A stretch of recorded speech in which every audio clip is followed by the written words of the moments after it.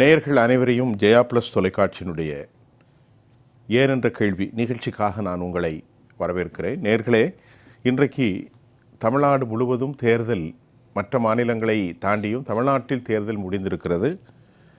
இன்றைக்கு இப்போ நாம் அமர்ந்திருக்கிற 7 மணிக்கு சென்னையை மட்டும் ஒரு 2 மணி நேரம் பெர்மிஷன் கொடுத்திருக்கிறார்கள். 6 மணியோடு தேர்தலுடைய இறுதி நிலவரம் அது இன்னைக்கு சற்று நேரத்தில் வர இருக்கிறது. 5 மணி வரைக்கும் 82% மேலான வாக்குகள் பதிவு செய்யப்பட்டிருக்கிறது. இந்த தேர்தலில் மற்ற விஷயங்களை நம்ம பேசுவதற்கு முன்பு கழகத்தினுடைய பொதுச் செயலாளர் திருமதி சசிகலா அவர்கள் ஒரு ட்வீட்டில் ஒரு செய்தியை சொல்கிறார். சென்னை கிளாம்பாக்கத்திலிருந்து வெளியூர்களுக்கு செல்லக்கூடிய பேருந்துகளை சரியாக இயக்கப்படாததால் தங்களது ஜனநாயக கடமைகளை ஆற்றுவதில் பல வாக்காளர்களுக்கு சிக்கல் இருந்தது. மாலை வரைக்கும் அவர்கள் ராமநாதபுரம் இடங்கள்லாம் போய் சேரலங்கிற செய்தியை அவர் சுட்டி காட்டியிருக்கிறார். கிட்டத்தட்ட 5000த்திற்கும் அதிகமான பொதுமக்கள் அரசு பேருந்துகள் இல்லாமல் வாக்களிப்பதற்கு சொந்த ஊருக்கு செல்லாத ஒரு நிலை ஏற்பட்டதாகவும் அம்மையார் சசிகலா அவர்கள் குறிப்பிட்டு காட்டுவது மட்டுமல்ல, பேருந்து வசதி இல்லாததால் பல அவல நிலைகளையும் சுட்டிக்காட்டிய அவர் திராவிட முன்னேற்ற கழகங்களுக்கு ஏற்பட்ட ஒரு தோல்வி பயத்தால் தான் வாக்காளர்களை அனுமதிக்க மறுக்கிறார்களா, திமுக தலைமையிலான அரசுக்கு தனது கடும் கண்டனத்தை அவர் தெரிவித்திருக்கிறார். சொல்லிவிட்டு தனது ட்வீட்டில் கடைசியில் ஒரு வார்த்தை சொல்கிறார். ஏதாவது தில்லு முள்ளுகளை பதிவு செய்து அரங்கேற்றி கொண்டுதான் இருப்பார்கள். தமிழ்நாடு வாக்காளர்கள் ரொம்ப விழிப்போடு இருக்க வேண்டும் என்றும் அவர் தனது கருத்தை செவ்வியை வாக்காளர்களுக்கு வைத்தார். இது ஒரு பக்கம். தற்போது ஏற்பட்டிருக்கக்கூடிய இந்த கொதிநிலை அரசியலில் தமிழ்நாட்டு வரலாற்றில் இதுவரை இவ்வளவு அதிகமான வாக்குகள் பதிவு செய்யப்படவில்லை. இதையெல்லாம் நம்ம பேச போகிறோம். நான் பேசுகிறதுக்கு இங்கே நம்மோடு வாக்கு பதிவு மையங்களில் ரொம்ப உயர்ந்த பதவிகளில் இருந்த பல விஷயங்களை எல்லாம் அனுசரணையோடு பல சிக்கல்களை எல்லாம் தீர்த்திருக்கிறார் திரு பாஸ்கரன் கிருஷ்ணமூர்த்தி. அவரோடு நான் முதல்ல நிகழ்ச்சியை வரவேற்கிறேன். ஐயா வாங்க. அதே மாதிரி தோழர் ஜெகதீஸ்வரன் வந்திருக்கிறார், அரசியல் விமர்சகராக. பொருளாதார நிபுணர்கள் 2 பேர் அரசியல் விமர்சகர்களாக அவர்கள் இந்த இடத்துல தங்களை மாற்றிக்கொள்ளப் போகிறார். மரியாதைக்குரிய ரவிசங்கர், அன்பு தோழர் சுப்பிரமணியன், வணக்கம். வணக்கம். ஜெகதீஸ்வரன்ட்டு முதல்ல ஆரம்பிச்சிடலாம். ஜெகதீஷ், இப்போ நிலவரம் எப்படி இருக்குது? 82 போயிட்டு 90 வருங்கிறாங்க. இப்போ நமக்கு ரிசல்ட் இன்னும் வரல, எப்படி பார்க்குறீங்க சார்? ஒருவேளை 90 வந்துச்சுன்னா இது உண்மையிலே ஒரு வரலாற்று சிறப்புமிக்க தேர்தல் தான். நீங்கள் ஏன்னா போன வாட்டி இது எஸ்ஐஆருக்கு பிறகு நடக்கிற தேர்தல் என்பது எல்லாருக்குமே தெரியும். கிட்டத்தட்ட ஒரு 75 லட்சம் வாக்காளர்கள் வெளியே போன அதற்கு பிறகு 5.25 கோடி இருக்கிற ஒரு இது. ஸோ நீங்கள் 2021 73% கம்பேர் பண்ணிங்கன்னா நீங்கள் அந்த வாக்காளர்கள் எண்ணிக்கை இந்த 75 லட்சம் போனதை வச்சுக்கிட்டு 80.6 வரணும். 80.6 தான் வந்துருந்துச்சு அப்படின்னா 2021 என்ன நடந்ததோ அதே தான் 2026 நடந்திருக்கு அப்படின்னு சொல்லணும். இப்போ 5 மணி நிலவரப்படி ஒரு 82.5 வந்துருச்சு. இதற்கு முன்னாடி ஹிஸ்டாரிக்காக நடந்துச்சுன்னா 2011 நடந்துச்சு. 2011 கிட்டத்தட்ட 78%, 77. அதுதான் உச்சபட்சம். அதான் உச்சபட்சம். ரீசெண்ட் டேஸில் அதான் உச்சபட்சமாக இருந்தது. அதற்கு பிறகு பெரிய இது கிடையாது. அப்போ அதை கம்பேர் பண்ணும்போது அந்த 2011ங்கிறது 5 மணிக்கு நம்ம நிலவரப்படி 82.5ங்கிறது பிரதிபலிப்பு ஆயிடுச்சு. இப்போ ஒருவேளை இப்போ இந்த 1 மணி நேரத்தில் இன்னும் நம்ம பார்க்குறோம், நிறைய இந்த டோக்கன் வாங்கிட்டு நிற்கிற பார்க்குறோம். சென்னையில் 2 மணி நேரம் எக்ஸ்டன் பண்ணிக்காங்கிற பார்க்கின்றோம். அது சென்னைக்கு மட்டும்தான். சென்னைக்கு மட்டும்தான். இல்லை, மற்ற இடங்களும் டோக்கன் போட்டிருப்பாங்கல்ல. டோக்கன் போட்டு நீங்கள் 5-6 மணிக்குள்ளே உள்ளே போனவங்க டோக்கன் போட்டு அவங்களும் நின்றுருப்பாங்க. ஒருவேளை 90% வந்துச்சுன்னா நிச்சயமாக இது ஒரு பெரிய வரலாற்று தேர்தலாகத்தான் இருக்கும். ஏன்னா நம்ம இதே நேரத்தில் நம்ம வெஸ்ட் பெங்காலை கம்பேர் பண்ணும்போது தமிழ்நாட்டோட அவங்க இன்னுமே ஒவ்வொரு 11 நிலவரப்படி ஒரு நிலவரப்படி எல்லா மணி நிலவரப்படியும் ஒரு 10% ஜாஸ்தியாகவே இருந்தாங்க. அவங்க ஹிஸ்டாரிக்காக 82, 83 வாக்களிச்சுட்டு இருக்காங்க. அவங்க கிட்டத்தட்ட 90க்கு போயிட்டாங்க. எப்படின்னா அவங்க 5 மணிக்கே 90க்கு போயிட்டாங்க அப்படிங்கிறதை பார்க்க முடியுது. ஸோ அதனால தான் சொல்கிறேன், இது ஒரு 90 ரீச் பண்ணால் நமக்கு மிகப்பெரிய தேர்தலாகத்தான் இது இருக்குன்னு பார்க்கின்றேன். இப்போ இந்த எஸ்ஐஆருக்கு அப்புறம் உளவியல் ரீதியாகவே சில பயத்தில் நம்ம வாக்கு பதிவு செய்யலைன்னா நமக்கு சிக்கல் அப்படி இருக்கா? இருக்கும் சார், கண்டிப்பாக. அப்படி சில கேள்விகள் வரும். இல்லை, கண்டிப்பாக இருக்கும். நீங்கள் அது பீகாராக இருக்கலாம், இல்லை எஸ்ஐஆர் எங்கெல்லாம் நடந்துச்சோ அந்த இடத்துல சொன்ன ஒரு பொதுவான விஷயம் என்பது நமக்கு இப்போது அந்த அட்ரஸில் தான் இருக்கும் அப்படிங்கிறதுக்கு ஒரு அத்தாட்சியாக நமக்கு இப்போ வாக்காளர் அடையாள அட்டை இருக்குது, வாக்காளர் பட்டியலில் நம்ம பேர் இருக்குது. நம்ம இந்த தடவை மிஸ் பண்ணோம் அப்படின்னா நமக்கு ஒருவேளை அடுத்ததாக இந்த ரிவிஷன் நடக்கும்போது நம்ம பேர் நீக்கப்படலாம் அப்படிங்கிற ஒரு பயம் நிச்சயமாக அவர்கள் இருக்கும். அதுவும் சேர்த்து தான் இந்த தேர்தலில் மிக முக்கியமான காரணமாக இருக்கிறது. அதோட இன்னொன்று, நீங்கள் மற்ற தேர்தல்களை விட இந்த தேர்தலில் வைட்டமின் பா பயங்கரமாக பாஞ்சதுன்னு நம்ம சேர்த்து ஒத்துக்கிட்டு தான் ஆகணும். விட்டமின் பா சராசரியாக ஒரு வாக்காளர்களுக்கு எவ்வளவு கொடுக்கப்பட்டது? நான் இப்ப நம்ம எல்லாத்தையும் பேசலாம், எல்லாம் முடிஞ்சு பெட்டிக்குள்ள போயிட்டு தாராளமாக பேசலாம். இனி யாருக்கும் எந்த பிரச்சனையும் இல்லை. அங்கே பெட்டிக்குள்ள போயிடுச்சு, மக்களோட பைக்குள்ள போயிடுச்சு. சரி, கரூர்ல வந்து 1 மணி நேரம் 8 to 9 120 கோடி டிஸ்ட்ரிபியூஷன். 120 கோடி, 2 லட்சம் வாக்காளர்கள். அடைய ஒரு தொகுதிக்குமா? ஒரு தொகுதி. கரூர் வேட்பாளர் யார்? கரூர் வேட்பாளர் வந்து அந்த தியாகராஜனா, திமுக. சரி, 6000 ரூபாய் ஒரு ஓட்டுக்கு. என்னையா இது பெரிய இந்த பக்கம் எம்ஆர் விஜயபாஸ்கர் அவர்கள் வந்து பேட்டி கொடுத்திருந்தார். இது ஜனநாயகத்திற்கும் பணநாயகத்திற்குமான தேர்தல். ஜனநாயகத்தோடைய பணநாயகத்தோட விலை 6000, ஜனநாயகத்தோட விலை 3000. அவர் 6 கொடுத்தாரு, ஒரு 3 கொடுத்தார், அவ்வளவுதான். வேற வந்து வித்தியாசம்லாம் கிடையாது. சரி, இவங்க ஏதோ ரொம்ப குறைச்சி கொடுத்தாங்க. இல்லை, உச்சபட்சமாக இந்த தேர்தலில் லால்குடி நீங்க வந்து லீமா ரோஸ் மார்டின் அவரோட மனைவி நின்னாங்க. ஒரு வீட்டுக்கு உள்ள போறாங்க, இங்க வீட்டில் 2 பேர் தான் இருக்காங்க. 50,000 எடுத்து கொடுக்குறாங்க. என்னையா இது லாட்டரி டிக்கெட் மாதிரி பணம்? 25,000 ஒரு ஓட்டுக்கு 20 மேக்ஸ். இந்த வந்து நான் தான் சொன்னேன், லீமா ரோஸ் மாடல்னு எழுதலாம், இல்லை லால்குடி மாடல்னே கொண்டு. லீமா ரோஸ் அவங்க பேர் மார்ட்டினோட மனைவி. உச்சபட்சமாக 25,000. சரி, இது வரைக்கும் திருமங்கலம் ஃபார்முலான்னு ஒன்று இருந்துச்சு, அதெல்லாம் பீட் பண்ணிட்டாங்க. அதெல்லாம் பீட் பண்ணிட்டாங்க. பரவலாக 1000, 1500, 2000 அப்படிங்கிறது பரவலாக போச்சு. கோயம்புத்தூர்ல கோல்டு காயின் 2000, 3000 அப்படிங்கிற மாதிரியான. கோயம்புத்தூர்ல யார் நிக்கா? கோயம்புத்தூர் செந்தில் பாலாஜி அவங்க கண்ட்ரோல் இருக்கு. அவர் கண்ட்ரோல். முன்னாடி வெள்ளி கொலுசு கொடுத்துட்டு இருந்தாரு. இங்க தங்கம் வாங்குறது உங்களுக்கு எங்களுக்கு தான் சிரமமா இருக்குமே தவிர அவங்களுக்கு ஒரு பிரச்சனையே இல்லை, அதெல்லாம் மேட்டரே இல்லை. ஸோ கோல்டு காயின் அதுவும் போணுச்சு. 2 மலையே சொரலாம் முடிஞ்சு போச்சு. இங்கே கடைசி ஒரு 3 நாள். இதில் என்ன ஒரு ஆச்சரியமான விஷயம்னா, தேர்தல் ஆணையம் இதை பற்றி ஒன்றும் கண்டுக்கவே இல்லை. இன்னும் சொல்ல போனால் சில நேரங்களில் 2 கட்சியும் கொடுக்கும்போது காவல்துறை பாதுகாப்போடு கொடுக்குறாங்க. அவங்க ஒரு அண்டர்ஸ்டாண்டிங் போட்டுட்டு, நீ போகிற நேரத்தில் நான் போகல, நான் போகிற நேரத்தில் நீ போகல, 2 பேரும் கரெக்டாக ப்ராசஸாக அதை பண்ணுவோம். ராமன் சொல்கிற மாதிரி அன்கோ போட்டுட்டு அவங்க க்ளீனாக டிஸ்ட்ரிபியூஷன் நடந்துச்சு. எல்லா ஊர்களிலும் டிஸ்ட்ரிபியூஷன் நடந்துச்சு. எந்த ஊரில் டிஸ்ட்ரிபியூஷன் நடக்கலன்னு சொல்லிட முடியாது. அந்த அளவுக்கு இது வைட்டமின். அதனால தான் 10 கரூர் வந்து முதல் இடத்துல. இன்னைக்கு இப்போ 5 மணி நேரம் அப்படி கரூர் இருக்குது அப்படின்னா, நம்ம ஒரு பக்கம் ஜனநாயக காப்பாளர்கள் நம்ம வீரமாக பேசலாம், அதெல்லாம் பேசலாம். பணத்தை வாங்கி கொண்டவர்கள் நம்ம பணத்துக்கு கண்டிப்பாக வாக்களிக்கணும் அப்படிங்கிற ஒரு ஃபேக்டரும் இருக்குன்னு நான் சேர்த்து சொல்கிறேன். நான் வந்து அப்படி நிறுத்துங்க. நம்ம இதில் நிறைய நேரம் பேசணும். அடுத்தடுத்து உங்களுக்கு வாய்ப்பு கொடுக்க போகிறேன். எல்லாத்தையும் கொஞ்சம் கொஞ்சமாக கேட்டு 2வது வர போகிறேன். ரவிக்குமார் சார், நீங்கள் சொல்லுங்கள், இதை மட்டும் சொல்லுங்கள். அவர் சொன்னதில் பெரிய ஷாக் ஐயா. 25,000, 50,000, அப்புறமா தங்கம் 120 கோடி, இன்னொருத்தர் 6000னா இன்னொருத்தர் 3000. அப்படியே தலை சுத்ததை. ஜனநாயகமே எங்கே போகிறாய் சொல்லுங்கள். மற்ற கணக்கெல்லாம் விட்டுருங்க, இதை சொல்லுங்கள் முதல்ல. அப்போ என்ன தோன்றது? அதாவது நீங்கள் என்ன தமிழ்நாட்டில் 1,40,000 police personnel, 1700 company of central armed reserve police எல்லாம் இருக்காங்க. ஓகே, இவ்வளோ பேர் இருந்தும் இதில் சொல்லுவாங்க சர்வைலன்ஸ் டீம்னு ஒன்று, தென் மொபைல் டீம்னு ஒன்று, இவங்க எல்லாம் வந்து கண்காணிக்கிறாங்க அப்படிங்கிறாங்க. அதையும் தாண்டி என்ன சொல்கிறாங்க சார், ஒரு லெவலுக்கு மேலே பண்ண முடியாது சார். நாங்கள் ஒரு தொகுதின்னு எடுத்துட்டா எவ்வளோ பேர் அந்த இடத்துல நாங்கள் அனுப்ப முடியும்? நான் இந்த தெருவுக்கு போனால் அந்த தெருவில் பணப்பட்டுவாடு நடக்கிறது, அந்த தெருவுக்கு வந்தால் இந்த தெருவில் பணப்பட்டுவாடு நடக்கிறது அப்படின்னு சொல்கிறாங்க. அப்போ என்ன அர்த்தம்? அப்போ உங்களால் பணப்பட்டுவாடை கட்டுப்படுத்த முடியவில்லையா? இப்போ இவர் சொன்ன மாதிரி, தோழர் ஜெகதீசன் அவர் சொன்ன மாதிரி, இந்த அளவுக்கு பணம் விளையாடி இருக்கிறது. லால்குடியில் விளையாடி இருக்கு, கோயம்புத்தூரில் விளையாடி இருக்கு, கரூரில் அவர் சொன்னார் 120 கோடிங்கிறார். சரி, அப்படி இப்படி கூட பணம் குறைவு அதிகமாக வச்சுங்க. இந்த அளவுக்கு பணம் கொடுத்துருக்கார்கள் என்றால் இது என்னங்க எலெக்ஷன்? இந்த எலெக்ஷனுடைய இதுவே போய்டுறது, இன்டெகிரிட்டி அங்கே இல்லை. இது எல்லாமே இப்போ இவங்க என்ன சொல்லணும்? இல்லை, இந்த மாதிரி கொடுக்கவில்லை அப்படின்னு சொன்னால் அது யாராவது ஒருத்தர் ப்ரூவ் பண்ணணும். ஏன்னா அக்யூசேஷன் வந்திருக்கு. வரும்போது இப்போ என்ன பண்றது? காட்சிகளே வந்து மெயின் ஸ்ட்ரீம் மீடியால பணம் கொடுக்கறது ஓபன் எடுத்து போடுறாங்க. என்ன வேணும்? அக்யூசேஷன் இல்ல, காட்சி வருது சார். காட்சி 120 கோடி 150 சொல்றாங்க. மயிலாப்பூர் வேட்பாளர் வீட்ல பிடிக்கிறாங்க லைவா. அவர் டைரியில யாராவது கொடுத்துன்னு எழுதி வச்சிருக்காரு. பேர் என்ன சார்? வேலு. எந்தெந்த மீடியா கொடுத்த போது கூட எழுதி வச்சிருக்காரு. மயிலாப்பூர்ல எந்தெந்த மீடியா கொடுத்த போது கூட எழுதி வச்சிருக்காரு. ஈவன் அதுல போட்டிருக்காங்க 9 கோடி இருந்ததுங்கிறோம். இப்போ என்ன சொல்கிறோம்? லட்சத்தில் தான் பிடிச்சோம் அப்படிங்கிறோம். ஆக மொத்தம் பணம் விளையாடுகிறது இந்த தேர்தலில். பணம் விளையாடுகிறது என்றால் விளையாடி முடிச்சுது. விளையாடி எங்க பிரசன்ட் கண்டினியூஸ் டென்ஸ் இல்லை, முடிஞ்சு.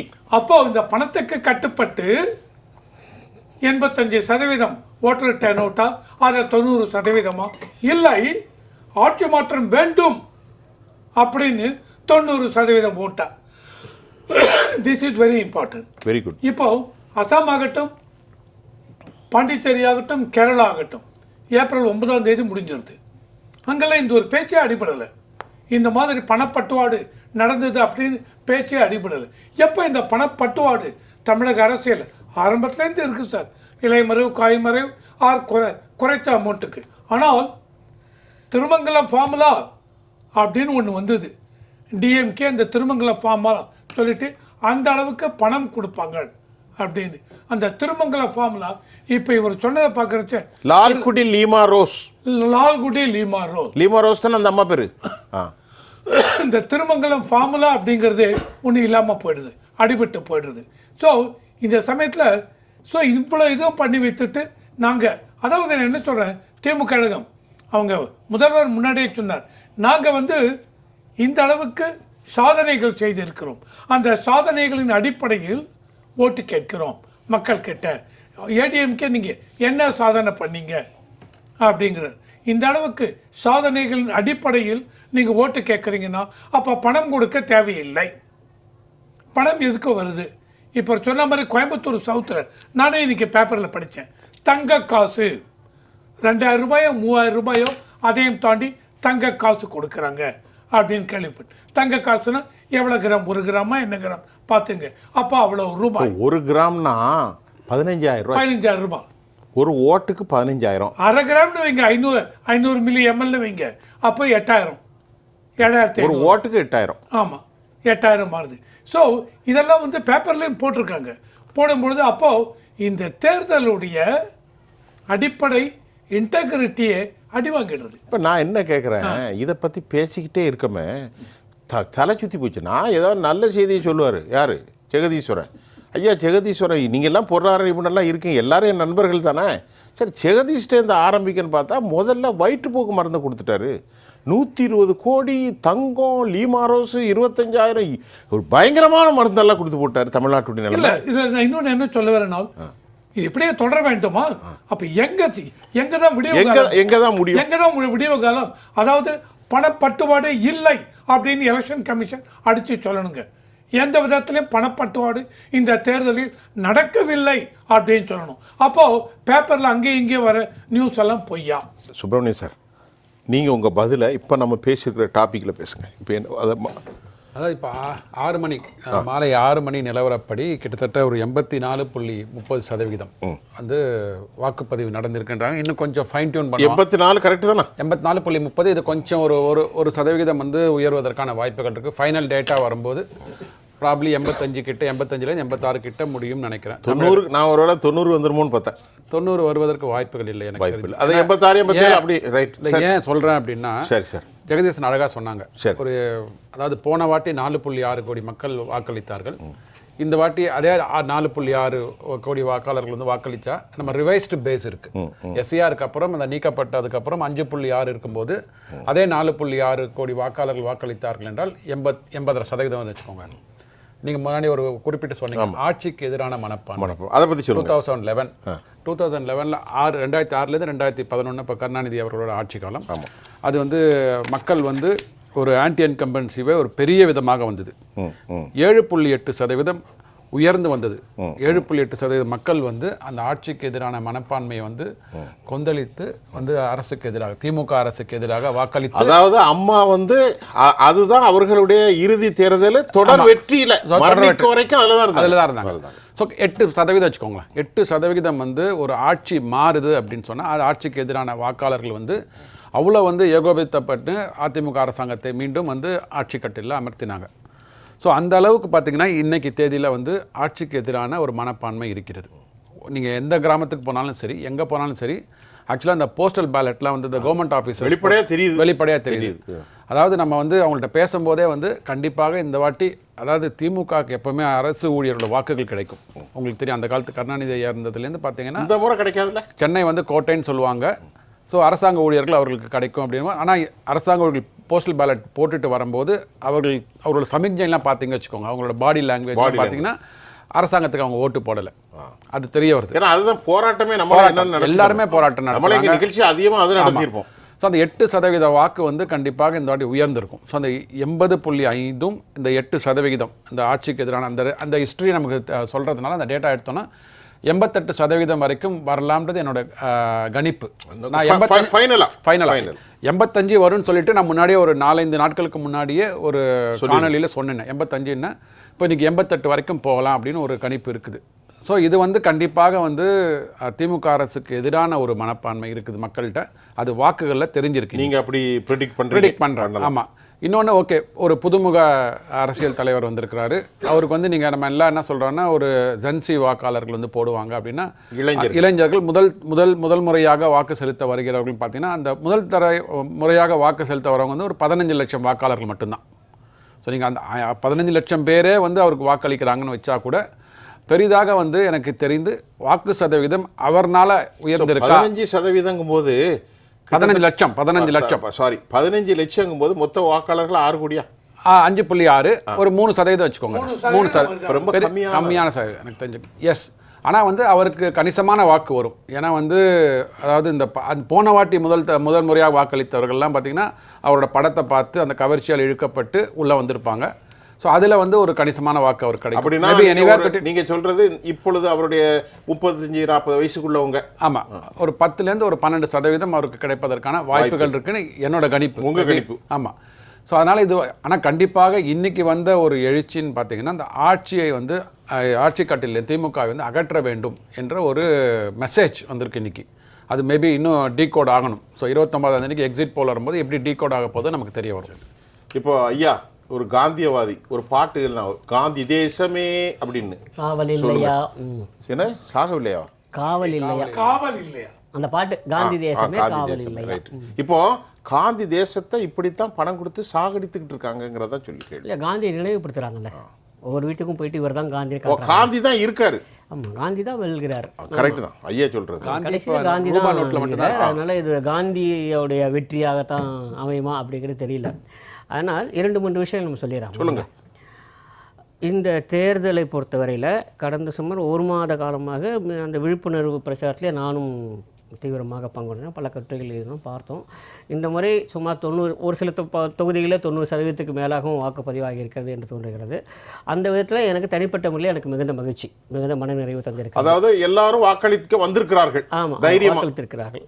அந்த வாக்களிப்புக்கு பின்னால் கூடிய மிக முக்கியமான செய்தி என்ன அப்படின்னா, இந்த அமைப்பு முறையின் மீது அவர்கள் நம்பிக்கை வைத்திருக்கிறார்கள். சரி, அதுதான் they have so much of faith in this political system. சரிங்களா? இந்த எலக்ட்ரல் சிஸ்டம்லையும் பொலிட்டிக்கல் சிஸ்டம்லையும் உங்களுக்கு நம்பிக்கை அதை வெளிப்படுத்துகிறங்கிற அளவில் அதை நான் முழுமையாக வரவேற்கிறேன். அவர் வாக்களித்தது யாருக்கு வாக்களிப்பதற்காகத்தான் அந்த பணம், அதெல்லாம் வேறு. அதனால் வாக்களித்தல்ங்கிற பற்றி பார்க்கிற போது அது மிக நிச்சயமாக ஒரு நல்ல ஆரோக்கியமான ஒரு முன்னேற்றமாக பார்க்கிறேன். அது அநேகமாக இனி வருகிற தேர்தல்களில் தொடரும் அப்படிங்கிறது ஒன்று. அப்புறம் இரண்டாவது, ஏன் இந்த அளவுக்கு ஒரு அதிகபட்ச வாக்களிப்பு அப்படின்னா 2-3 காரணங்கள். மிக முக்கியமான ஒரு காரணம் என்ன அப்படின்னா, இந்திய மக்களுக்கு, குறிப்பாக தமிழக மக்களுக்கு நீங்கள் பார்த்தீங்கன்னா அவங்களுக்கு மிகவும் நெருக்கமாக இருக்கிற அரசியல்வாதி என்பது எம்எல்ஏ தான், எம்பி கிடையாது. லெஜிஸ்லேட்டிவ் அசம்பிளினுடைய மெம்பர் தான், எம்எல்ஏ தான். அவங்களுக்கு எம்பி எல்லாம் கிடையாது. இன்னும் பல ஊரில் நீங்கள் பார்த்தீங்கன்னாக்கா இன்றைக்கும் நீங்கள் போய் இந்த இளைஞர்களே கேட்டு பாருங்கள், உனக்கு தெரிஞ்ச பெரிய அரசியல்வாதி யாருன்னா எம்எல்ஏ தான் சொல்லுவாங்க, எம்பின்னு சொல்ல மாட்டாங்க. எம்பி அவ்வளோ பரிச்சயம் இருக்காது, 6 தொகுதி போக மாட்டாங்க. எம்எல்ஏ விட எம்பிங்கிறது உயர்ந்த நிலையில் இருக்கக்கூடியதுங்கிறதே தெரியாது சிலவர்களுக்கு. அது ஏன் அப்படின்னா, ஒரு விளையாட்டுக்கு சொல்லுவாங்க, இந்த பிள்ளைகள்லாம் வந்து இந்த போலீஸ் திருட விளையாட்டெல்லாம் விளையாடுவாங்கல்ல.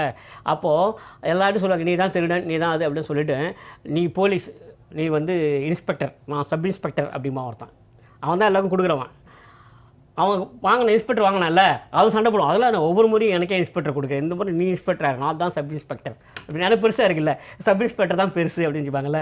அந்த மனோநிலை இன்ஸ்பெக்டர்னா கம்மி, சப்னா கொஞ்சம் கூட. சப் இன்ஸ்பெக்டர் அப்படி புரிஞ்சு வச்சிருக்காங்க. சொல்லும்போது அப்படி தான் சொல்லுவான், சின்ன பிள்ளை நீ இன்ஸ்பெக்டர், நான் தான் சப் இன்ஸ்பெக்டர் அப்படிமா.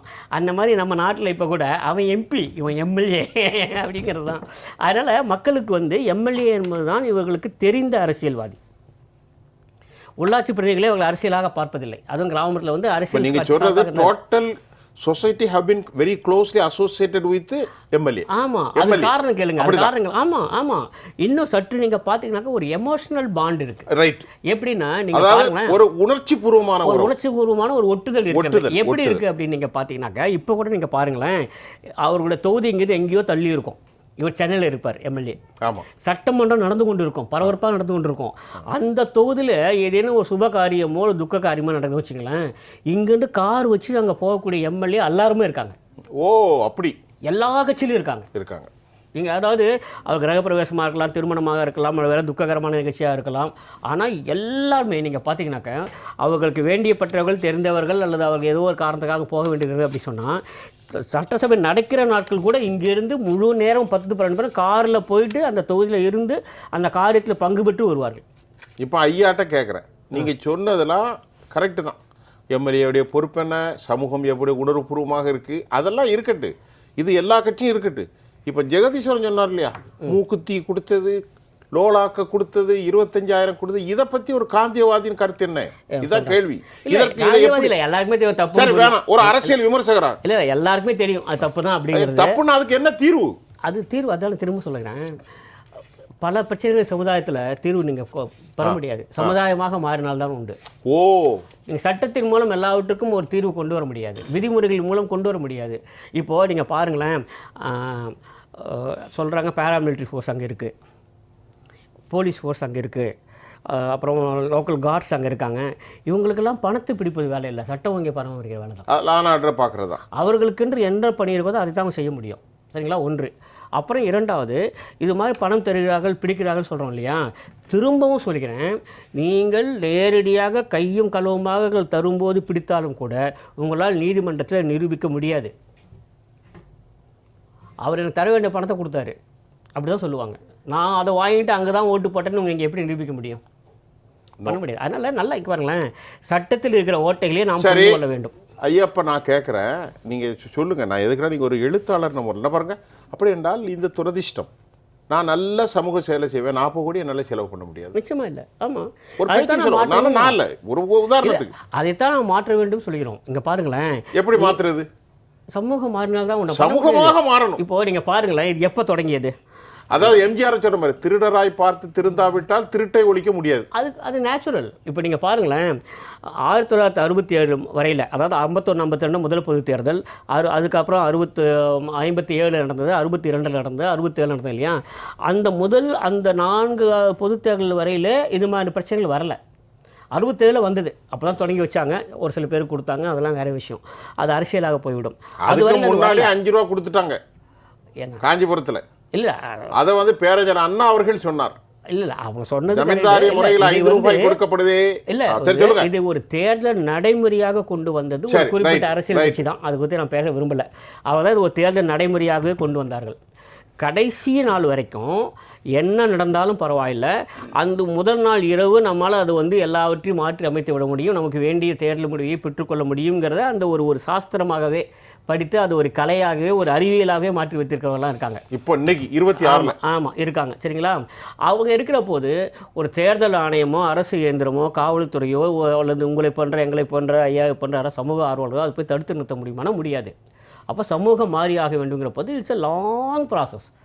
50 ஆண்டுகளாக நாம் ஏற்றி வைத்திருக்க ஒரு சமூக தீமையை ஒரு இரவில் நம்மால் மாற்றிவிட முடியும் என்று நினைப்பதே அறியாமை தான். பண்ண முடியாது. நீங்கள் யோசிச்சு பாருங்களேன், இந்த சமூக தீமை எப்போ நிறுத்தியிருக்கணும்? அது அறிமுக நிலையிலேயே ஆரம்ப கட்டத்திலேயே அது கிள்ளி இருந்திருந்தால் இந்த பிரச்சனையே வந்திருக்காது. அப்போல்லாம் விட்டுட்டோம் இல்லை? கேரளாவில் நீங்க சொல்ற மாதிரி புறையோடி இருக்கக்கூடிய சமூகத்தின் புற்றுநோயாக வளர்ந்திருக்கிறது. அதை உடனே நிறுத்த முடியாதுங்கிறீங்க. ரவிக்குமார் சார், ரவிசங்கர் சார், இப்போ ஜெகதீஷன் அப்புறம் போகிறோம், உங்கள்கிட்ட கேட்டுறேன். இப்போ சார்கிட்ட கேட்டது, இப்போ நீங்கள் அடுத்த கட்டம் அந்த பண விஷயத்தை பற்றி இப்படி கொடுத்து டிஸ்ட்ரிபியூஷன் நடக்கிறது. இன்றைக்கி திமுக பஸ் விஷயத்தில் நிறைய கொலாப்ஸ், மக்கள்லாம் டோட்டலாக சசிகலாமா அதை பற்றி ஒரு பெரிய அறிக்கையை கொடுத்துருக்காங்க. இப்போ இப்படி பல டிசன்ட் இருக்குது, பெரிய கலவரங்கள் இல்லை, ஆனாலும் இந்த மாதிரியான விஷயங்கள் இருக்குது. இதுக்கான தீர்வு என்ன? அவர் ஒரு வார்த்தை சொல்லிட்டார், அவர்களாக திருந்த வேணும். எங்கேயும் போய் நீங்கள் அத்தன்டிசிட்டி அப்ரோப்ரியேட்டாக இருக்குது எங்கள்கிட்ட அதெல்லாம் சொல்லுங்கள். வி டோன்ட் ஹாவ் நம்மகிட்ட எந்த எவிடன்ஸ் இருந்தாலும் நமக்கு ப்ரூவ் பண்ண முடியாது. ப்ரூவன்னு ஒன்று இருக்காது. இல்லை, தீர்வு எது கேட்குறீங்க? அந்த பஸ்ஸு போகாததா இல்லை அது ஒரு பிரச்சனை. இந்த பக்கம் ஓடி இருக்காது, டெலிபரேட்டாக செஞ்சாங்களாங்கிறது வேற. அதெல்லாமல் சிஸ்டமே கரெக்டாக இருக்குது. இல்லைங்க, இது நான் ஒத்துக்க மாட்டேங்க. அது சிஸ்டம் கரப்டாக இருக்கிறது உண்மை. தீர்வு இல்லை, அதை நான் ஒத்துக்க முடியாது. எது எதுக்கெல்லாமோ தீர்வு இருக்குது, அப்போ அப்படியே விட்டுருவீங்களா? அப்படியே எலெக்ஷனை கண்டக்ட் பண்ணாதீங்க. அப்போ யார்கிட்ட பணம் நிறையா இருக்கோ அவங்க பணத்தை கொடுத்துருவாங்க, அவங்களே எலெக்ஷன் ஜெயிச்சுருவாங்க. அப்படித்தானே இருக்கு நிலைமை. அந்த மாதிரி இருக்கக்கூடாது. அப்போ என்ன பண்ணணும், ஜுடிஷியல்லேருந்து எல்லாமே உட்காருங்க, பாருங்க என்ன மாதிரி பனிஷ்மெண்ட் கொடுக்கலாம், சட்டத்தில் என்னென்ன மாதிரி லூப் ஹோல் இருக்குது. இப்போ சார் சொன்ன மாதிரி அவங்க கையோடு நீங்கள் பிடித்தாலும் ப்ரூவ் பண்ண முடியாது. நான் ஏற்கனவே அவங்களுக்கு கொடுக்க வேண்டிய பணம் அதை கொடுத்தேன் அப்படின்னு சொல்லுவாங்க. சரி, அப்போது இது மாதிரி இருந்தால் அப்போ அப்படியே விட்டுற முடியுமா? விடக்கூடாது, விடவும் முடியாது. விடக்கூடாது. ஸோ கண்டுபிடிக்கணும் என்ன சொல்யூஷன். அப்போ என்ன பண்ணுங்க. ஆனால் எனக்கு ஒரு இது இருக்குது, அதாவது இவ்வளோ வருஷம் எலெக்ஷன் ஆரம்பத்திலிருந்து 20-25 வருஷம் மேலேயே இந்த இது பணம் விளையாடுகிறது, 30-40 வருஷம்.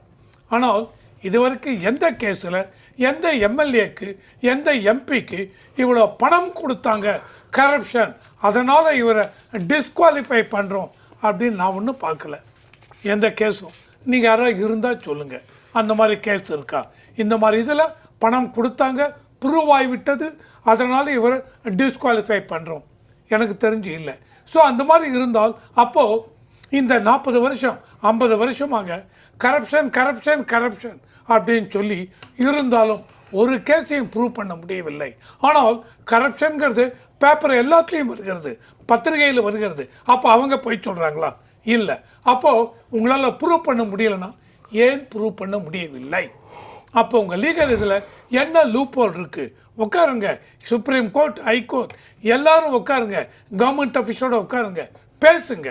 அதாவது மனசில் என்ன வேணும்னா எல்லா அரசியல் கட்சிகளும் நீங்கள் சொல்கிறீங்க இல்லையா, இல்லை நேர்மையாக இருக்கணும்னு, அப்போ எல்லா அரசியல் கட்சிகளும் உட்காருங்க, சொல்யூஷன் கண்டுபிடிங்க. சார் நீங்கள் சொல்ல மாட்டீங்களா?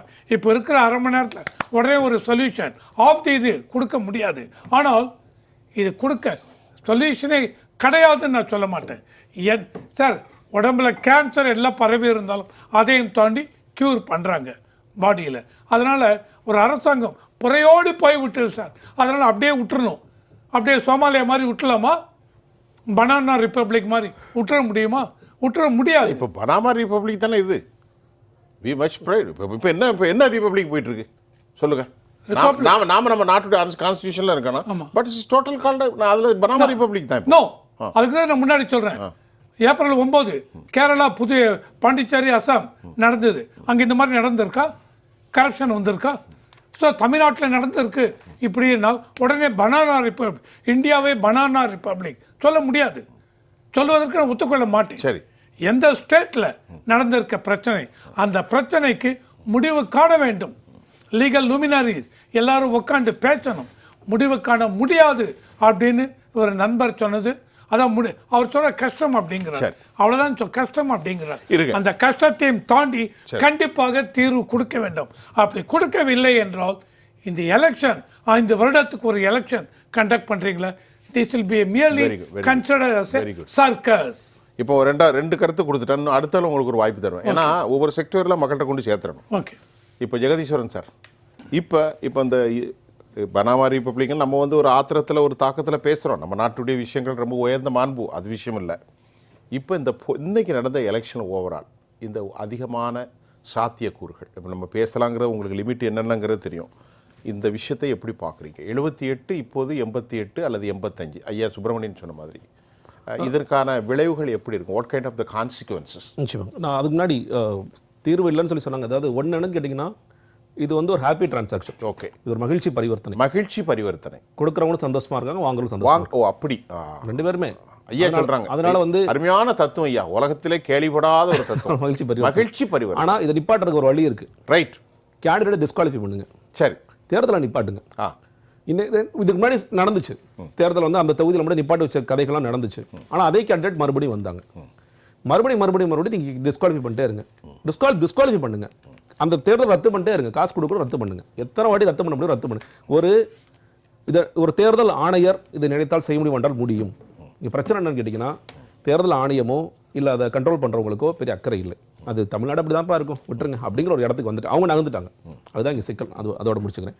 இதில் நீங்கள் இப்போது நான் சொல்கிறேன், இது நான் முன்னாடி சொல்கிறேன் 90% இது ரொம்ப ஹிஸ்டாரிக்னு சொல்லுவேன். இது கிட்டத்தட்ட 2021 விட கூடுதலாக சில லட்சம் வாக்கள் மட்டும் தான் வந்திருக்கு. அதனால் இது பெரிய அலை அந்த மாதிரி ஹிஸ்டாரிக் எலெக்ஷன் நிச்சயமாக சொல்ல அப்படி இல்லை, அப்படி இல்லை, கண்டிப்பாக கிடையாது. நாம நினைக்கிற மாதிரி ஒரு பெருசான பெரிய அப்படிலாம் இல்லை சார், அதெல்லாம் கிடையாது. எஸ்ஏஆருக்கு பிறகு நடந்த இது வந்து முழுக்க எஸ்ஏஆருங்கிற ஃபேக்டர் மட்டும்தான். இன்னொன்று, இப்போ விஜய் அவர்கள் சொல்லும் பொழுது முதல் தலைமுறை வாக்காளர்கள்லாம் காலையிலேயே வந்து ஃபுல்லாக போய் நில்லுங்க அப்படி நான் பார்க்கல. வந்து ஒரு ஒசானிக் இமோஷன் அவங்க கட்சியோடைய சஃபாலஜிஸ்ட் எழுதியிருக்காரு, ஸ்ட்ராட்டஜிஸ்ட் எழுதியிருக்காரு. அப்படியே ஒன்றும் நான் பெருசாக பார்க்கல. ஏன்னா காலையில் நான் முன்னாடி சொன்ன மாதிரி வாக்குச்சாவடியில் மூத்த குடிமக்கள் நிறைய பேர் இருந்தாங்க. ரொம்ப ரெஸ்பான்சிபிளாக. ஒரு வெயில் அதிகமாக இருக்கும் இல்லை, அது சார், அது ரெஸ்பான்சிபிலிட்டி இருக்குல்ல. இப்போ ஒரு 10% 15% வரலன்னா அவங்க இரஸ்பான்சிபிள். கொஞ்சம் பேரால் முடியலை. இப்போ ஊடகத்தில் ஒர்க் பண்ணுறோம். இப்போ இதெல்லாம் சில மெஷர்ஸாக நம்ம பேசணும். இப்போ ஊடகத்தில் ஒர்க் பண்ணுறவங்க நிறைய பேர் வெளியூரில் வாக்குகள் இருக்கும். அவங்களுக்கு தபால் வாக்கள் எப்படி கொடுக்குறது, ஓட்டுநர்கள் நிறைய பேர் அன்றைக்கி சந்திச்சு வரோம். அந்த ஓட்டுநர்களுக்கு நம்ம எப்படி தபால் வாக்கள் அதெல்லாம் நம்ம வந்து என்ஷூர் பண்ணுறதுக்கான வேலைகளை பார்க்கணும். அப்போ அந்த நேரத்தில் ரொம்ப ரொம்ப ரெஸ்பான்சிபிளாக அவங்க நடந்துக்கிட்டாங்க அப்படிங்கிறத பார்க்குறேன். ஸோ அதனால் இளைஞர்கள் வந்து கன்சிஸ்டண்டாக இருந்துச்சு. காலையிலேருந்து நைட்டு வரைக்கும் எல்லா தரப்புகளும் எல்லா வயதினரும் தொடர்ச்சியாக வந்துட்டு இருந்தாங்க அப்படிங்கிறத பார்க்க முடிகிறது. இம்ப்ளிகேஷன்ஸ் நான் பார்க்கறது வந்து விஜய் வாங்குகின்ற வாக்குகள் என்பது சில டிஸ்டர்பன்ஸை உருவாக்கும்னு நான் நினைக்கிறேன். யாருக்கு ஏற்படுத்தும்? 2 பேருக்கும் ஏற்படுத்தலாம், இல்லை ஒரு தரப்புக்கு ஏற்படுத்தலாம். அவர் வந்து ஸ்பாயிலர்னு சொல்லி சொல்கிறாங்க, டிஸ்ரப்டர் சொல்லி சொல்கிறாங்க. நான் காலையிலேருந்து பேசும்பொழுது வந்து முதல் தலைமுறை வாக்காளர்கள் இல்லை, முதல் தலைமுறை வாக்காளர்கள் பல பேர் அவங்க வீட்டை கன்வின்ஸ் பண்ணுறாங்க. குடும்பமாக வாக்களித்த சூழலும் நடந்திருக்கு விஜய்க்கு. அது என்னை பொறுத்த வரைக்கும் தப்புன்னு நான் சொல்லுவேன். அவர் வந்து அந்த அளவுக்கு களத்தில் வேலை பார்த்துருக்காரா, அவர் வந்து அதுக்கு தயாராகிட்டாரான்னு இல்லைன்னு நான் சொல்லுவேன், என்னுடைய தனிப்பட்ட கருத்து. பட் ஆனால் அவங்க அது வந்து மாற்றம்னு சொல்லலாம், இல்லை எனக்கு அந்த நடிகர் பிடிச்சிருக்குன்னு சொல்லலாம், என்ன வேணாலும் காரணங்கள் சொல்லலாம். ஆனால் அவர் ஒரு பெரிய டிஸ்ரப்டராக இந்த தேர்தலில் இருக்கார். அவர் வேறு சில கட்சிகளுக்கு நீங்கள் 2000 மே 4 வரும்பொழுது பல கட்சிகளுக்கு அதிர்ச்சி கொடுக்கக்கூடிய சில முடிவுகளை அவருடைய வாக்கள் தவிர்க்க பெற்ற வாக்கு சிலவருக்கு டிஸ்டர்பன்ஸாக இருக்கார், சிலவருக்கு டெஸ்ட்ராயராகவும் இருப்பார். அது நம்ம வந்து மே 4 நம்ம விரிவாக பார்க்கும்போது அது பார்ப்போம். ஏன்னா அவர் வந்து இந்த களத்தை திமுகவிற்கும் தனக்குமான களம் தான் சொல்லி சொன்னார். அதிமுக அவர் வந்து ஒரு ஸ்ட்ராட்டஜியாக அது வந்து பேசாமல் தவிர்த்துட்டு வந்தார். அந்த ஸ்ட்ராட்டஜி ஒர்க் அவுட் ஆயிருக்கா அப்படிங்கிறதெல்லாம் மே 4 தெரியும். சரி, சுப்ரமணியன் சார். அதாவது இப்போ நம்ம எவ்வளோ வாக்குப்பதிவு நடந்ததுன்னு பார்த்தீங்கன்னா அந்த 84 85% வச்சுக்கோங்களேன்.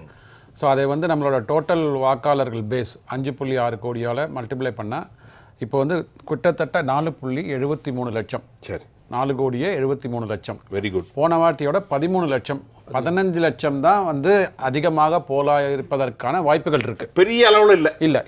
இந்த பர்சன்டேஜ் ஏன் பூதாகரமாக மாறுதுன்னா எஸ்ஐஆர்னால தான். இது போத் வெஸ்ட் பெங்காலுக்கும் பொருந்தும் நமக்கும் பொருந்தும். ஆனால் வெஸ்ட் பெங்காலில் இன்னும் கொஞ்சம் அதிகமாக போலிங் ஆயிருக்கு. ஏன்னா அவங்க 90% 5 மணிக்கு கிராஸ் பண்ணிட்டாங்க. 90 கிராஸ் பண்ணிட்டாங்க. எனக்கு ஒரே ஒரு பதிவு மட்டும் நான் பண்ணுறேன். ஐயா காந்தியடிகளை பற்றி பேசினதுனால இப்போ காந்தி வந்து வெறும் நோட்டில் மட்டும்தான் இருக்கிறார். ஏன்னா காந்தியடிகள் அவரோட கொள்கையை வந்து பாரம்பரியமாக ஃபாலோ பண்ணுறேன்னு சொல்கிற காங்கிரஸ் கட்சி, அதாவது காந்தியடிகள் என்ன சொல்லியிருக்காருன்னா, மதுபான கொள்கையை வந்து யார் ஒருவர் மது அருந்துகிறாரோ அவர் வந்து அருகில் இருக்கிற ஒரு பெண்மணி, மகளும் தெரியாது, மனைவியும் தெரியாது, இல்லை தாயின் தெரியாது, தங்க அக்கா ஒன்றுமே தெரியாமல் ஒரு அந்த மனநிலையில் இருப்பார். அதனால் நான் வந்து மதுவை வந்து நான் புறக்கணிக்கிறேன், மது விலக்கு வந்து கொண்டு வரணும் அப்படிலாம் வந்து காந்தியடிகள் சொல்லியிருக்காரு. அந்த காந்தியடிகள் ஆரம்பித்த கட்சி, அவர் கொள்கைகளை நாங்கள் ஃபாலோ பண்ணுறோன்னு சொல்லிட்டு அவரோட முகத்தெல்லாம் வந்து ஒரு எம்பளமாக போட்டிருக்கிற கட்சி வந்து இன்றைக்கி வந்து மது விலக்கை வந்து விலக்குவேன் என்று 2016 சொன்ன திமுக அரசாங்கம், திமுக கட்சி அன்னைக்கு 2021 ஒரு வார்த்தை கூட அதை பற்றி பேசலை, வாயே திறக்கலை. இளம் விதவைகள்லாம் இங்கே தமிழகத்தில் நிறைய இருக்கிறாங்கன்னு சொன்ன நம்ம முதலமைச்சரோட சகோதரி கனிமொழி அவர்கள் இப்போ வாய்மூடி மௌனியாக இருக்கிறாங்க. இதெல்லாம் வைத்து இவர்கள் வந்து அரசியல் பண்ணி கொண்டிருக்கிறார்கள். மக்களுக்கு வந்து இது வந்து நம்ம பேசுகிறது வந்து ஒரு செய்தியாக, ஒரு நல்ல ஒரு இன்ஃபர்மேஷனாக போகணும். அதை ஓகே, இது அப்போ இதெல்லாம் தேர்தலெல்லாம் முடிஞ்சிடுது. இருந்தாலும் பார்த்தீங்க வச்சுக்கோங்களேன், இந்த மாதிரியான ஒரு கூட்டணி வந்து எதற்காக அமைத்திருக்கிறார்கள் என்றால், கண்டிப்பாக வந்து எதையாவது ஒன்று பண்ணி 1+1 2 வெறும் வந்து கொள்கை அடிப்படையில் கூட்டணிலாம் கிடையாது. நம்ம வந்து அரித்மெட்டிக்கல்லையே வந்து இந்த அரசாங்கத்தை ஓட்டிடலாம் அப்படின்ற ஒரு மனக்கணக்கில் வந்து இவங்க கூட்டணியை போட்டிருக்காங்க. ஆனால் அந்த கூட்டணியை வந்து வீட்டுக்கு அனுப்ப வேண்டும் என்று மக்கள் முடிவெடுத்ததுனால தான் இந்த ஒரு ஃபுல், அதாவது போன வாட்டி என்ன வாக்காளர் போட்டாங்க அப்படியே திரும்பி அவர்கள் போட்டிருக்கிறாங்க. இல்லை, இப்போ இவ்வளவு பெருவாரியாக வாக்குப்பதிவு எஸ்ஐஆர் ஒரு பக்கம் இருக்கட்டு, இப்போ இந்த மாதிரி சில கருத்து கணிப்புகள் என்னதுன்னா, it would have a kind of different perception. ஆமாம் சார், டுடேஸ் காலையிலேருந்து நம்ம வி ஹவ் பீன் வாட்சிங், நம்ம பார்க்கும்போது இது அரசுக்கு எதிரான ஆன்டி இன்கம்பன்ட் அல்ல அப்படின்னு சொல்ல மாட்டுறாங்க. ஏன்னா ஓகே, ஜெகதீஸ்வரன் வந்து கரெக்ட் பண்ணலாம். ஏன்னா எந்த ஒரு மீடியாலையும், அது வந்து யூடியூபாக இருக்கட்டும் இல்லை மெயின் ஸ்ட்ரீம் மீடியா இருக்கட்டும், ஒரு ஒப்பீனியன் போல் கொடுக்கும்போது என்ன சொல்கிறாங்கன்னா, ஒரு 50-50 சான்ஸ் தான் இருக்கிற. ஒரு ஊடகத்தில் என்ன சொல்கிறாங்கன்னா, திமுகவுக்கு வந்து 103, இன்னொரு அதே ஊடகம் வந்து அதிமுகவுக்கு 102ன்றாங்க. இன்னொரு ஊடகத்தில் இவங்களுக்கு 98 91ன்றாங்க. ஸோ யார் அவர்களை தடுக்கிறார்கள்? நீங்கள் வந்து ஓப்பனாக சொல்லலாமே. ஏன்னா இவ்வளோ இந்த அளவுக்கு வந்து நான் வந்து யாருமே வந்து அச்சப்பட தேவையில்லைன்னு நினைக்கிறேன். நீங்கள் வந்து ஒப்பீனியன் போல் எடுத்துருக்கிறீங்க, நீங்கள் கிளியராக கொடுங்க. திமுக வெற்றினா கொடுங்க, தவறு இல்லை. ஏன் வந்து ஒரு பொது நலத்தில் இருக்கிற இப்போ பொது தொண்டில் இருக்கிறீங்க மீடியாக்கள் என்பது 4th எஸ்டேட்டுன்னு சொல்லுவோம் நம்ம. அவர்கள் வந்து இப்படி வந்து ஒரு கரெக்டாக 50-50 இங்கேயும் போகலாம் அங்கேயும் போகலாம் அப்படின்ற போது யார் உங்களை நிர்பந்திக்கிறார்கள் இந்த மாதிரியான ஒப்பீனியன் போல கொடுப்பதை? அதுக்கு தான் நாம் கேட்ட அளவில் பல யூடியூபர்ஸுக்கு முன்னக்கூட்டியே ஃபண்ட் பண்ணிடுறாங்க. அவங்க சொல்றாங்க இந்த கருத்தெல்லாம் கொஞ்சம் பார்த்து பேசணும். அவர்களுக்கு முன்னாடி இன்ஃபர்மேஷன் போனதுனால ஸோ இந்த பர்சன்டேஜ் வந்து இங்க இருக்கிற ஆட்சிக்கு பாதகமாக இருக்குது அப்படின்னு சொல்றதுனால அதை பாதகத்தை நீங்க வந்து முன்கூட்டியே சொல்லிட்டீங்க. அதாவது உளவியல் ரீதியாக நீங்க சொல்லி மக்களுக்கு மாற்றம் வந்துடக்கூடாது. மாற்றம் இன்னும் இப்போ கிடைக்கிற ஒரு 20% ஓட்டு கிடைச்சா கூட அது இன்னும் 15-12 கிட்ட போயிடுமோ அப்படின்னு ஒரு அச்சத்தில் வந்து இந்த மீடியாக்களை வந்து கையில் வைத்துக்கொண்டு இன்னைக்கு பாருங்களேன், ஒரு இந்த தேர்தல் நடப்பதற்கு ஒரு 4-5 நாட்களுக்கு முன்னாடி எல்லா தினசரியிலும் முதல் பக்க அட்வர்டைஸ்மெண்ட் வந்து திராவிட முன்னேற்ற கழகம் பெரிய அளவில். இது எப்படி சாத்தியம்? அப்போனா மற்ற கட்சிகள்கிட்ட பணம் இல்லையா, இல்லை மற்ற கட்சிகள் வந்து அந்த அட்வர்டைஸ்மெண்ட் கொடுக்கறதுக்கு பிளாக் பண்ணுறதுக்கு யார் தடுக்கிறார்கள்? ஜனநாயகத்தில் வந்து எல்லாருக்கும் கொடுக்கணும்ல. அது எப்படி திராவிட முன்னேற்ற கழகத்தோட அந்த பரப்புரை மட்டும் முதல் பக்கத்தில் வருவதற்கு எப்படி வாய்ப்பு கிடைத்தது? ஸோ பிரிண்ட் மீடியாவில் நீங்கள் கையில் வச்சுருக்கிறீங்க, டிஜிட்டல் மீடியா, விஷுவல் மீடியா, எல்லா மீடியாக்களும் கையில் வச்சுருக்கிறீங்க. கையில் வைத்துக்கொண்டு என்ன பிரயோஜனம்? ரைட் ஐயா சொல்லுங்க.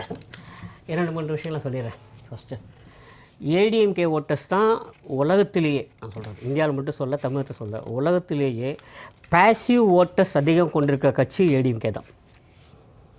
ஏடிஎம்கே வாக்காளர்கள் யாருமே நான் ஏடிஎம்கேக்கு வாக்களித்தேன்னு வெளியே சொல்கிறது சரித்திரமே இல்லை. எம்ஜிஆர் காலத்துலேருந்து வெளியே சொன்னதே கிடையாது. அதனால் வெளியில் சொல்லப்படாத வாக்குகள் இருக்குல்ல, அதுதான் ஏடிஎம்கே வாக்குகள். நீங்க சொல்றது நீங்க சின்ன பிள்ளையா இருந்த ஏடிஎம்கே இல்ல, இப்போ நீங்க இளைஞராக இருந்த ஏடிஎம்கே, இப்போ அதுதான். இப்பொழுது அந்த ஏடிஎம்கே உண்டா? இப்போ அதுவே தான். இந்த தலைமை இருக்கிறதா? ஆமா, ஏன்னா அதோட நேச்சரே அப்படிதான். அல்ல அதெல்லாம் அரசியல். நீங்க சொல்ற அரசியல் சொல்ல, நான் சொல்றது அரசியல் போக்கு. நீங்க அதிமுக சொல்றது சரியா? ட்ரெண்ட் நான் சொல்றது ட்ரெண்ட். நீங்க பாருங்களேன், நீங்கள் ஒரு ட்ரெண்டு பாருங்கள்.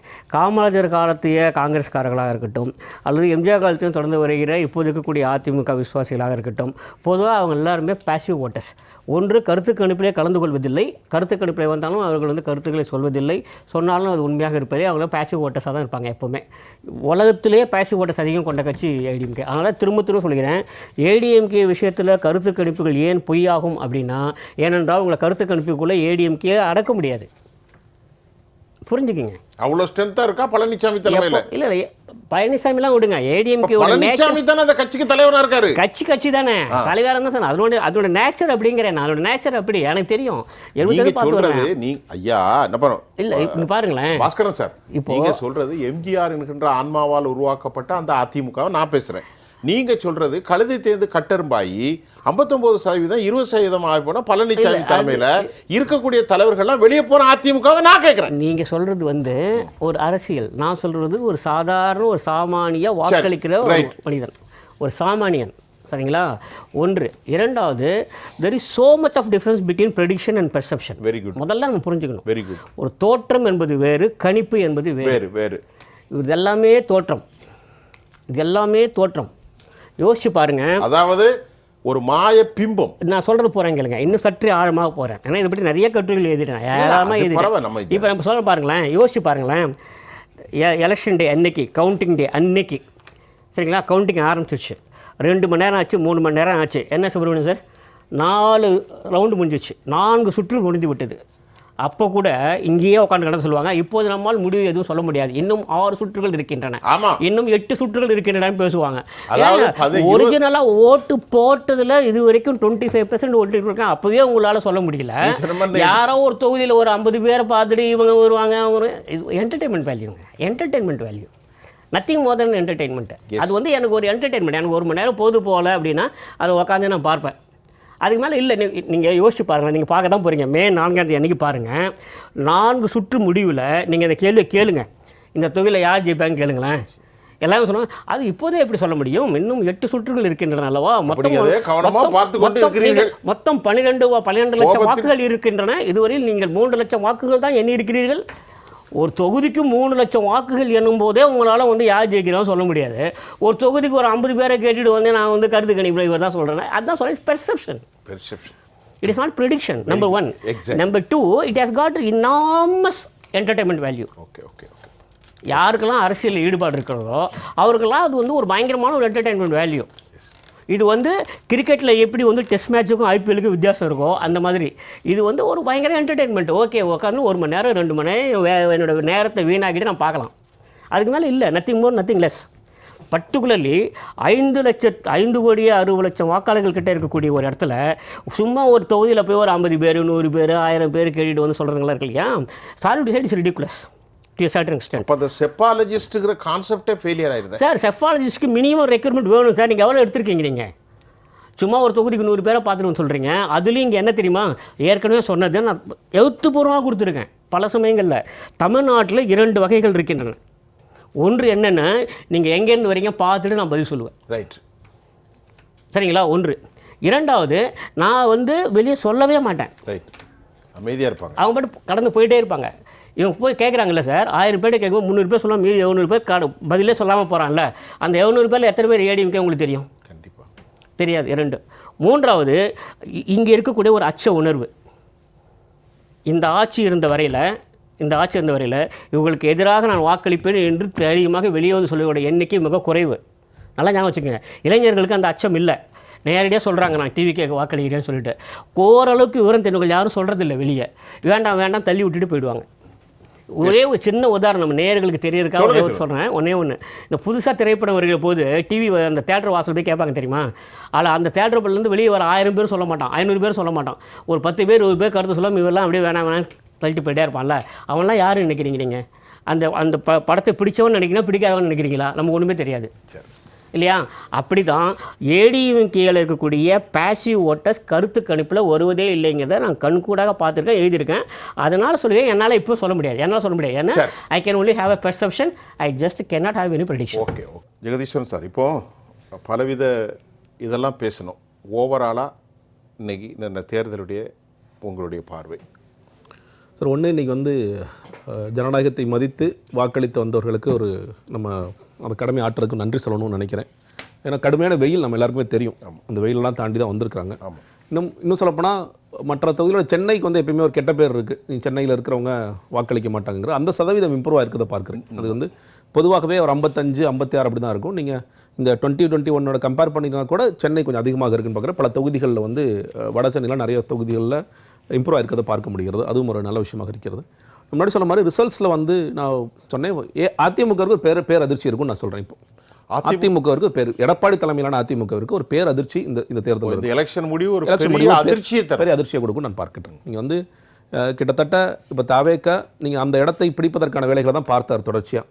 அதை தொடுவதற்கான வேலைகள் நடந்திருக்குமோ அப்படின்னு நான் நினைக்கிறேன். நிறைய பேர் நான் பேசுகிறேன், நிறைய பேர் நான் காலையில் வந்து ட்ராவல் பண்ணுற எல்லாருமே யார் கேட்டாலும் விசில் விசில் விசில் விசில் குடும்பத்தோட விசில் அப்படிங்கிற அளவுக்கு எல்லோரும் பேசுகிறாங்க. நான் எகைன் சொல்கிறேன், அது வந்து என்னை பொறுத்த வரைக்கும் அது தப்பான சாய்ஸ். எனக்கு எலெக்ஷன்லாம் முடிஞ்சிருச்சு. பட் ஸ்டில் அவங்க வந்து ஏதோ ஒரு காரணத்திற்காக மாற்றமோ இல்லை அவர் பிடிச்சிருக்கோ ஏதோ ஒரு காரணத்திற்காக போட்டிருக்காங்க அப்படிங்கிறது பார்க்க முடியாது. ஸோ அதை தான் அவங்க ரீச் பண்ண ட்ரை பண்ணுறாங்க. அப்போ அந்த இடத்த நோக்கி இவங்க ட்ராவல் பண்ணியிருக்காங்க அப்படின்னு தான் நான் புரிஞ்சுக்கிறேன். சரி ரவிசங்கர். ஸோ இந்த சார் எக்ஸைஸ் அதனுடைய இம்பேக்ட் பார்த்தீங்க அப்படின்னா, இந்த சார் எக்ஸைஸ் பிரகாரம் 74 லட்சம் ஓட்டர் டெலீட் ஆகிருக்காங்க. இந்த டெலீட் ஆனதில் பார்த்தீங்கன்னா முக்கால்வாசி டிஎம்கே ஜெயிச்சு இந்த தேதிக்கு அவங்க ஹோல்டு பண்ணியிருக்கிற அர்பன் சீட்ஸ், அர்பன் ஏரியாஸில் முக்கால்வாசி இதில் இவங்க லாஸ்ட் 2021 அதில் ஜெயிச்ச வின்னிங் மார்ஜின் இருக்கு இல்லையா, அதை விட இவங்க நம்பர்ஸ் அதிகமாக டெலீட் ஆகிருக்கு. இந்த வின்னிங் மார்ஜின் ஒரு 50,000 ஒரு சீட்டில் ஆர் 10,000 அந்த தொகுதியில் வின்னிங் மார்ஜின் அர்பனில் 10,000க்கு மேலே 12,000 15,000ன்னு ஓட்டர்ஸ் வந்து due to SIR exercise delete ஆகிருக்காங்க. ஆனால் ரூரலில் அந்த அளவுக்கு இல்லை. ஸோ இதை வச்சு பார்க்கும்பொழுது இந்த சார் எக்ஸசைஸ் அதனால் டிஎம்கேக்கு கண்டிப்பாக ஒரு இம்பேக்ட் இருக்கிறது. இம்பேக்ட்டுங்கிறது நெகட்டிவ் சைடில். இவங்களுக்கு ஏற்கனவே இவங்களுக்காக விழுந்த ஓட்டு அடி வாங்கும். அவங்க இன்றைக்கி ஓட்டர்ஸ் ரோலியே இல்லை. இதையும் தாண்டி விஜயுடைய தாக்கம்ங்கிறது எல்லாருக்குமே தெரியும். 234 தொகுதியிலையும் நிற்கிறார், எல்லாருக்கும் தெரியும்.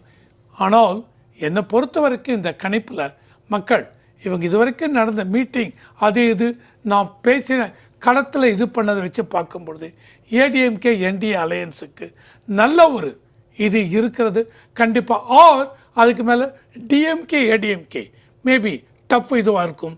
விஜய் இதை பொறுத்த வரைக்கும் என்னை பொறுத்த 12-14% வரலாம். அந்த அளவுக்கு அவரை பொறுத்த வரைக்கும் ஓட்டு பிரிப்பவராக இருக்கலாம் அப்படிங்கிறதும் என்னுடைய கணிப்பு. நாளைக்கு நம்ம நாளிதழ்களை படிக்கும்போது தெரிஞ்சிடும் உங்களுக்கு திமுகவுக்கு இந்த தேர்தல் வந்து வெற்றியா தோல்வியான்ட்டு.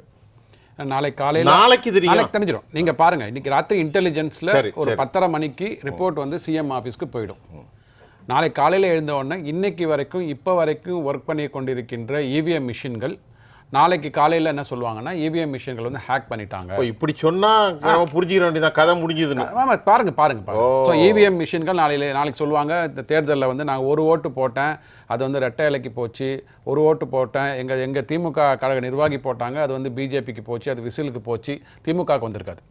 ஏன்னா அவங்க ஜெயிக்கிற தொகுதிகளில் இவங்க போட்டதெல்லாம் இவங்களுக்கு போகும், இவங்க தோக்கிற தொகுதிகளில் வந்து இவங்க அமுக்கிறது மட்டும் எதிர்கட்சிகளுக்கு போகும். ரைட்டா? அது ஒன்று. இப்போ ஜெகதீஷன் சொன்ன மாதிரி இந்த பணம் பிடிபட்டது இல்லையா, அதை உடனே வந்து எலெக்ஷன் கமிஷன் ஆஃப் இந்தியாவுக்கு வந்து இவங்க எங்கெல்லாம் வந்து பணம் கொடுத்தாங்களோ அந்த தொகுதியை விட்டுடுவாங்க.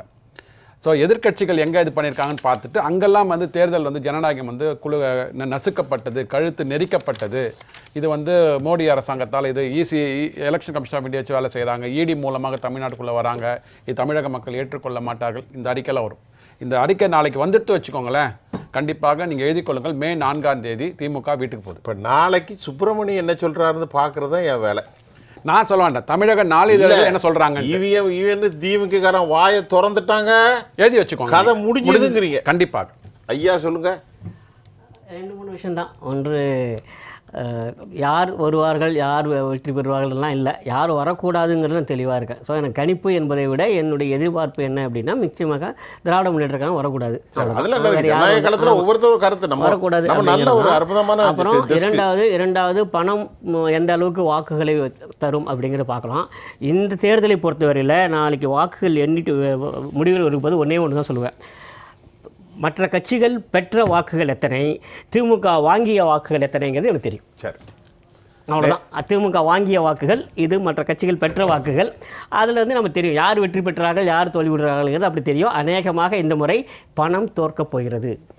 நேர்களே, பணம் தோற்ற சந்தோஷம் தானே, ஜனநாயகம் ஜெயிக்க வேண்டும். என்ன ஜெகதீஸ்வரன் சார், என்ன ரவிசங்கர் சார், சுப்பிரமணியன், பணம் தோற்க வேண்டும், அதிகாரம் தோற்க வேண்டும். யார் வேணாலும் வெற்றி பெறுங்கள், ஆனால் மக்களை சந்தியுங்கள், மக்களோடு முகமுகமாக உறவாடுங்கள், மக்கள் உங்களுக்கான வாய்ப்பை கொடுப்பார்கள். நாங்கள் கடைசி ரூட் நமக்கு ஆன்மா இந்தியாவுடைய ஜனநாயகம், உயர்ந்தபட்சமான இந்தியாவுடைய அரசியல் அமைப்பு, மதம், இனம், மொழிகளுக்கு அப்பாந்த தேச ஒற்றுமை. அதில் நீங்கள் லெஜிஸ்லேட்டிவ் அசம்பிளியில் வின் பண்ணுங்கள், எம்பியா வின் பண்ணுங்கள், அக்கிரமங்களை செய்யாதீர்கள். இன்றைக்கி நம்ம நிறைய பேசினோம். இந்த மாதிரி ஒரு பேனல் ரொம்ப சிறப்பு. ஒவ்வொருத்தரும் தனது கருத்துக்களை தெரிவிச்சிருக்கிறாங்க. மீண்டும் இந்த நிகழ்ச்சியில் வந்து கலந்து கொண்ட உங்கள் அனைவருக்கும் நன்றி கூறுகிறேன். நேர்களை மீண்டும் மற்றொரு களத்தில் நான் உங்களை சந்திக்கின்றேன். அதுவரை நான் உங்கள் சுஃபியான், ஜெயா பிளஸ் தொலைக்காட்சிக்காக. நன்றி. மீண்டும் சந்திப்போம்.